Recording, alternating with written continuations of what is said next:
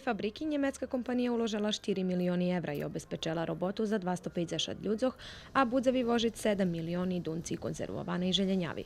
S tim sme dokazali, že u Srbiji isnuju uslovija za rozvoj prerabiatske industriji, hvaral Igor Mirović. Všetko toto rezultovalo z tým, že u perších 6 mešacoch toho roku máme rost od 8,8%, keď slovo o prerabiatskej industriji u Vojvodini.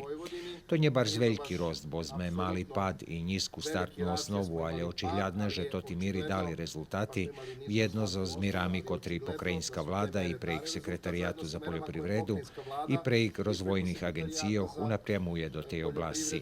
Fundamentni kamen za totu fabriku u Gospodincoch položeni prešloho roku, a njemecka kompanija po slovih direktora u tej časti Vojvodini uspišno djeluje už 6 roki. Ambasador njemecki Thomas Schibb hvaral, že otveranje fabriki u Gospodincoch potvrđenje bar z uspišnomu sutrudnictvu u Srbiji i Njemecki, čiji stup privreda. Toto je jedna od 400 kompanijov, ktorí uložali vkupno 2 milijardi evra i otvorili 60 tisjači robotnih mesta, hvaral ambasador Njemecki, ktorý pozdravil, že vlada Srbije ostatnji roki porušala važni ekonomski reformi. Maminger tu nie otvaraljem novi robotni mesta, ali zmocňuje produkovanje lokalnih produkovateljov výkupom produktov od lokalnih kooperantov, hvaral ambasador Njemecki.